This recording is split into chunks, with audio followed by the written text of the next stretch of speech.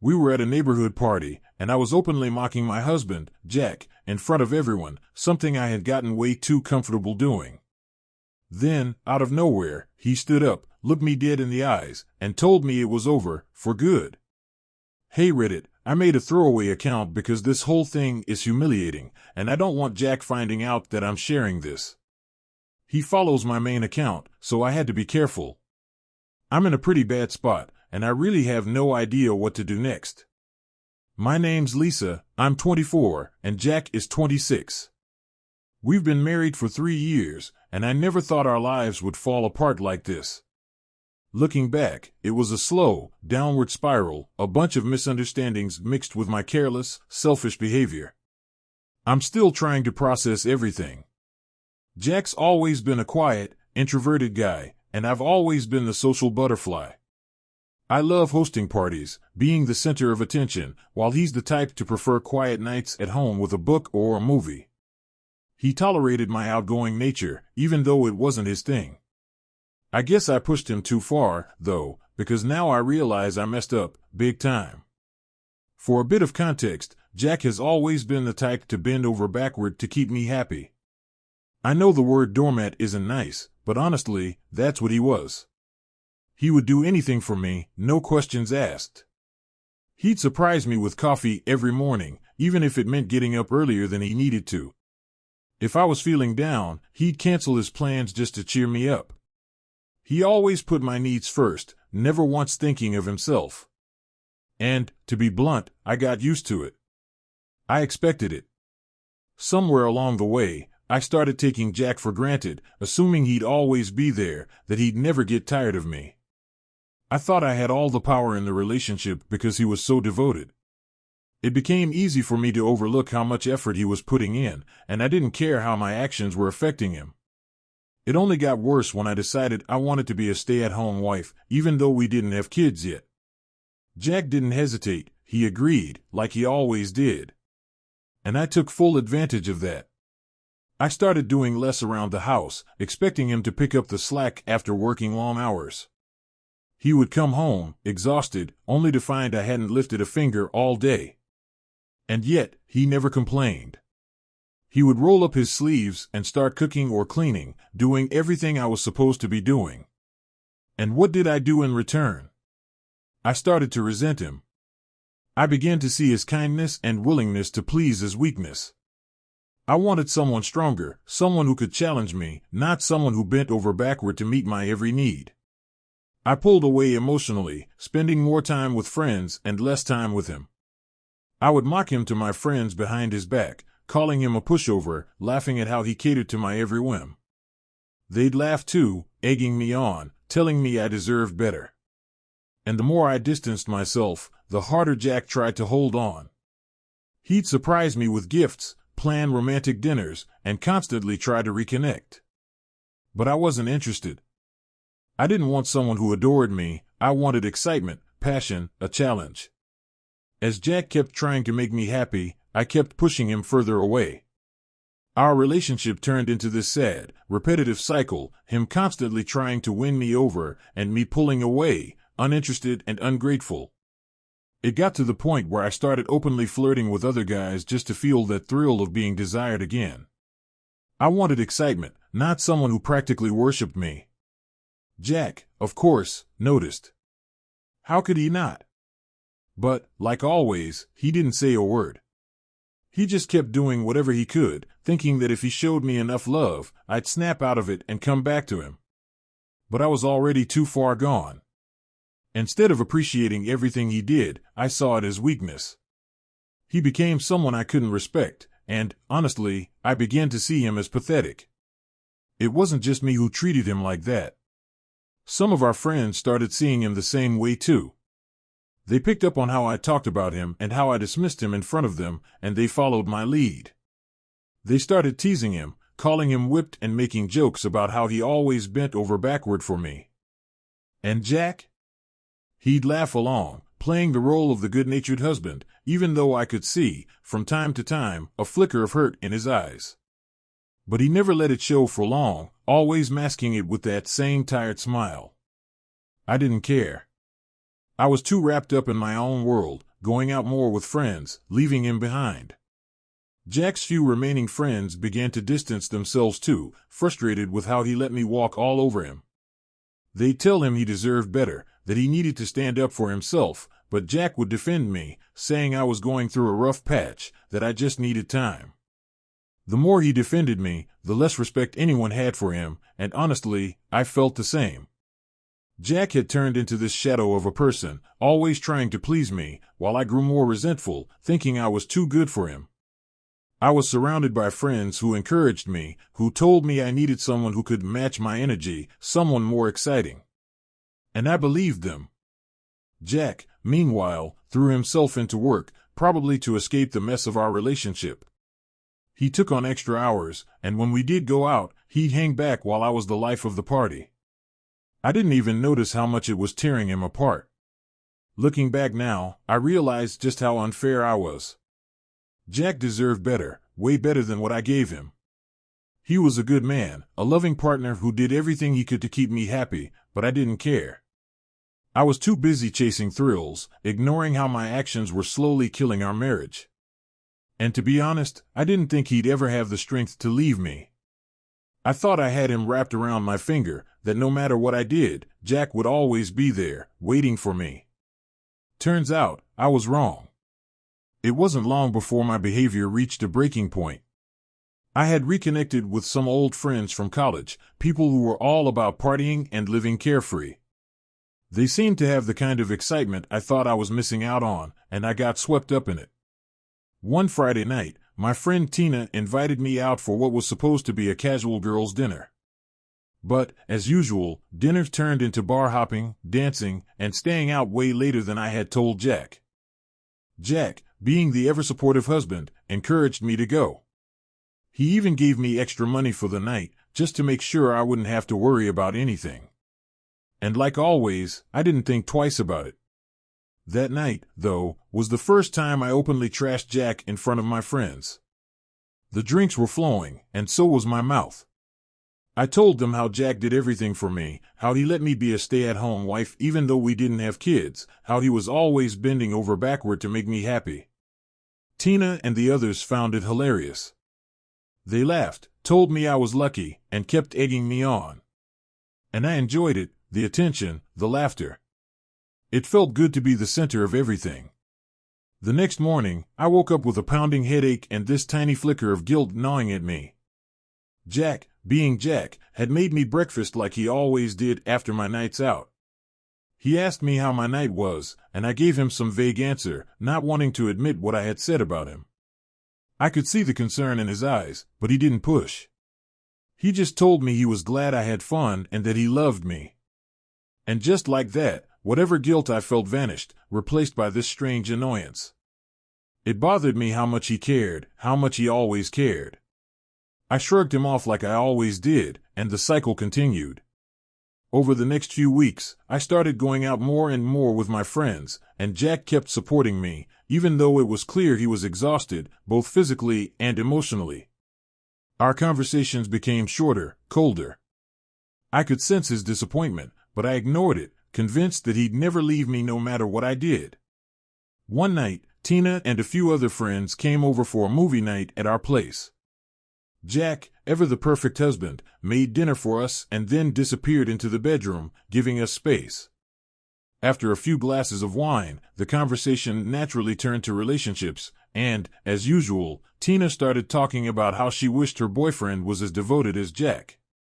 That's when the joke started, about how Jack was too good for me, how I had him wrapped around my finger, how he was such a pushover. Fueled by the wine and the laughter of my friends, I joined in, mocking Jack's habits and quirks. I even joked about how I could probably tell him to jump off a cliff, and he'd ask how high. The laughter that followed made me feel powerful, but deep down, I knew it was wrong. And, of course, Jack must have overheard everything, but like always, he didn't say a word about it. The next morning, he acted like nothing had happened, kissed me on the forehead, told me he loved me, and went off to work. I could see the hurt in his eyes, but I pushed it aside, telling myself it didn't matter. The real turning point came about a week before the neighborhood party, the one that ultimately ended everything. Jack and I had been invited to a barbecue at our neighbor's house. It was one of those perfect sunny days, everyone in high spirits, with food on the grill and drinks flowing. Jack, being the good guy that he is, was helping out with everything, manning the grill, making sure everyone had enough to eat and drink.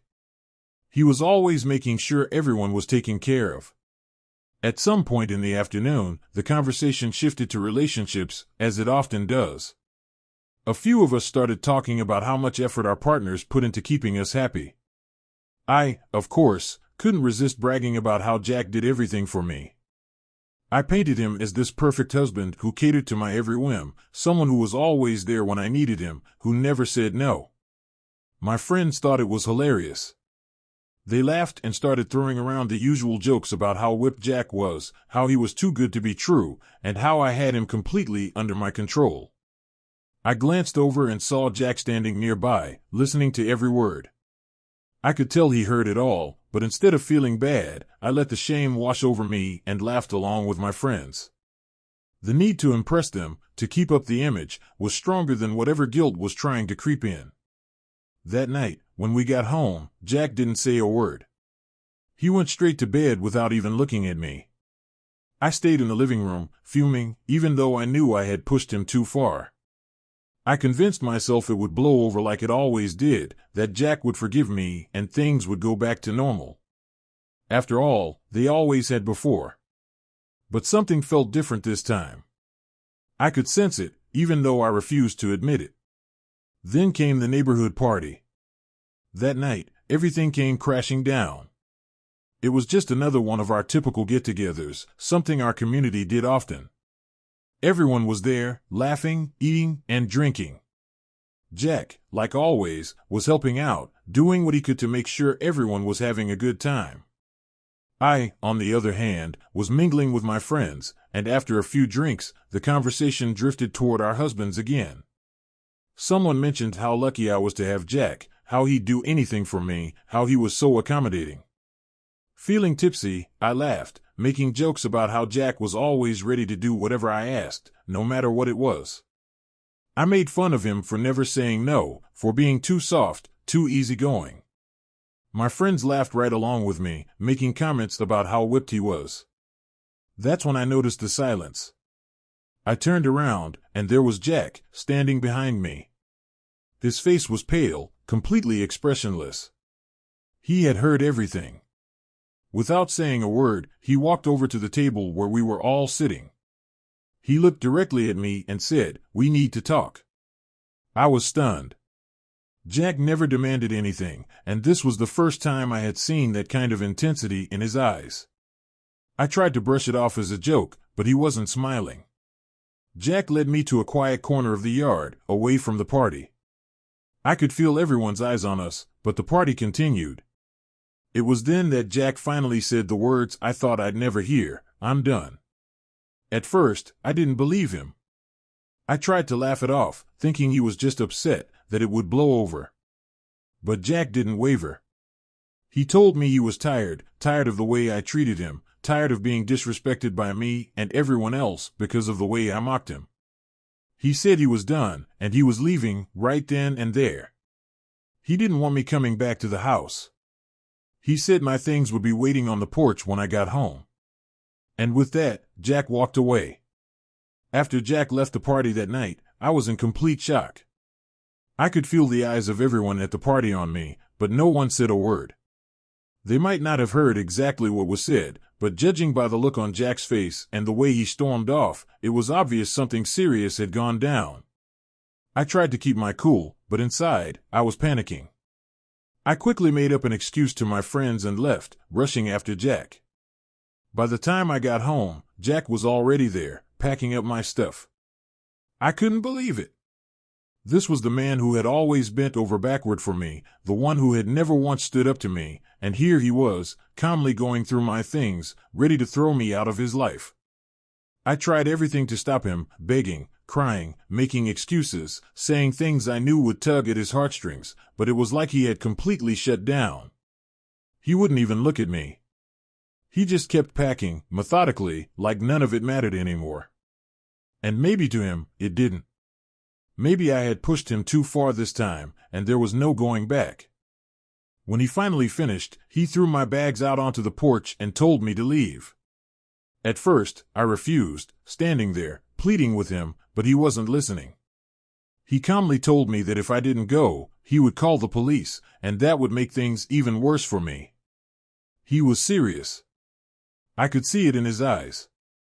So, eventually, I left, walking down the street with what little I could carry, my head spinning, tears streaming down my face. As I walked, I noticed that some of the neighbors were watching from their windows. Even my so-called friends, the ones who had laughed at my jokes about Jack, didn't bother to come out and check on me. They just stared from a distance, not wanting to get involved in the mess they had encouraged. I had never felt so humiliated, so utterly alone. I wandered aimlessly for a while, not knowing where to go, until I ended up at a park nearby. I sat on a bench, clutching my bags, my mind racing, trying to make sense of what had just happened. For so long, I had believed Jack would never stand up to me, that I could do whatever I wanted, and he'd still be there, waiting for me with open arms. But I was wrong. I had underestimated him. He had finally reached his breaking point, and I had no idea what to do next. Eventually, I called my dad to come pick me up. He wasn't happy about it, of course. He had always thought I was pushing Jack too far, but I didn't want to hear it back then. Still, he came quickly, without judgment, and brought me back to his place. I've been staying here for a few days now, trying to wrap my head around everything that's happened. Jack won't answer my calls or my texts, and honestly, I don't even know what I'd say to him if he did. I've been at my parents' place for a few days now, and honestly, I'm still in shock. Jack hasn't responded to any of my calls or texts, and deep down, I know he's really done with me. It's hard to admit, but I don't think there's any coming back from this. Part of me still holds on to this fantasy that maybe he'll change his mind, that maybe he'll miss me enough to let me back into his life. But every time I try to reach out, the silence just reminds me of how far I pushed him away. What's worse is that I've had time to reflect on how awful I was to him. Jack didn't deserve any of it. He was a good man, always there for me, always putting me first, and I treated him like he was nothing. I let my own insecurities and desire for excitement drive a wedge between us, and I tore apart the one person who truly loved me. It's almost laughable how blind I was. I thought I had all the control, but now it's clear I was the one who lost everything. As the days have passed, I've also started to realize that all those friends who egged me on, who laughed with me while I mocked Jack, they were never really my friends at all. Not one of them has reached out to me since the night Jack kicked me out. Not a single text or call.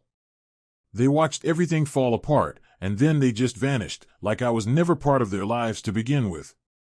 It's painfully obvious now that they were just using me for their own entertainment, encouraging my worst behavior because it amused them. They were never on my side. So, I've blocked all of them. Tina, the others, they're gone from my life. And good riddance. I don't need people like that around me, especially now that I've seen the damage they helped cause. But even without them, I still feel this deep sense of loss. I had Jack, and I had this social life I thought I wanted. Now I have neither, and I'm left trying to figure out where I go from here. Jack and I haven't spoken since that night, but I heard from someone in the neighborhood that he's been doing better without me. That stings more than anything. The thought that he's happier without me in his life, that I was the thing holding him back, it's a harsh reality to face. I never imagined a world where Jack would be better off without me, but now it's clear that I was wrong about everything. I've started applying for jobs, though nothing has come through yet. My dad's been helping me out, and I'm grateful for that, but it's hard not to feel like a complete failure. I thought I had all the power in my relationship, but now I'm back at square one, no job, no husband, nothing to show for it except the regret I carry with me every day. I keep replaying everything in my head, wishing I could go back and undo it all, but I know that's not possible. Jack has moved on, and I'm stuck trying to pick up the pieces of my life. I've made mistakes, huge ones, and I know it's going to take a lot of time to rebuild my life. Maybe one day I'll find someone else, or maybe I won't. Right now, I just need to focus on getting my life together. I need to be better for myself because clearly I wasn't enough for Jack. And maybe that's the hardest part, knowing that the person I took for granted is happier without me. For now, all I can do is take things one step at a time, trying to figure out who I am without Jack.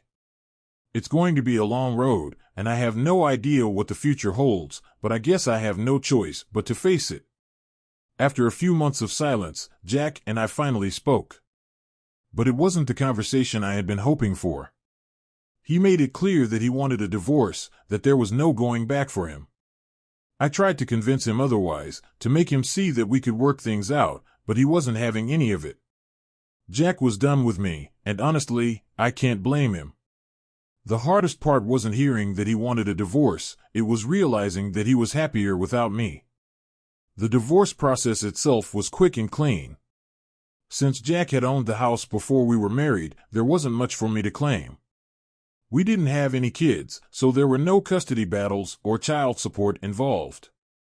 I got a little bit of alimony, but nothing that's going to keep me comfortable for long. It's just enough to help me get back on my feet, at least for now. My parents have been a huge help, especially my dad, but I can't rely on them forever. What really hit me was how easy it all seemed for Jack. I had expected him to hesitate, to regret his decision at some point, but that never happened. He didn't look back. It was like he had finally realized how much better off he was without me in his life, and once he made that choice, he never wavered. I've seen him around a few times, and each time he seems lighter, freer, like a weight has been lifted off his shoulders. Meanwhile, I'm still stuck in this mess I created. I've been trying to get a decent job, but nothing has come through yet. The one job I did get, thanks to my dad's connections, is a low-paying gig that I absolutely hate. But I don't have a choice. I have to work, save up, and eventually move out of my parents' place. It's not what I imagined for myself, but it's the reality I'm living now. What's ironic is that all the friends who used to laugh with me while I mocked Jack, they're now chasing after him. I found out recently through an old neighbor that some of those same women, Tina included, have been trying to get Jack's attention. It's funny in a bitter way, seeing how quickly they switched sides. Back then, they were more than happy to push me into destroying my marriage, but now they're the ones circling Jack, hoping to get with him. And from what I've heard, Jack's not interested. He's moved on, probably learned from the way I treated him, and he's not letting any of them get close. It's strange how things have turned out, but it's also a harsh reminder of the kind of people I surrounded myself with. They helped tear my life apart, and now they're trying to pick up the pieces I left behind. As for me, I've started therapy. It's been helping, slowly. I'm learning to understand why I behaved the way I did, why I pushed Jack away, and why I sabotaged the one good thing I had in my life. It's a long process, and I know it's going to take time to really change, but at least I'm trying. I can't undo the damage I caused, but I can make sure I don't repeat the same mistakes in the future. This whole experience has been humbling, to say the least. I'm learning the hard way that you can't take people for granted, that no matter how much someone loves you, there's always a breaking point. Jack hit his, and I lost everything because of it. I don't know what the future holds for me, but I do know that I need to focus on becoming a better person. I've got a long road ahead, and I'm still figuring out what comes next. But for now, all I can do is keep moving forward, one day at a time.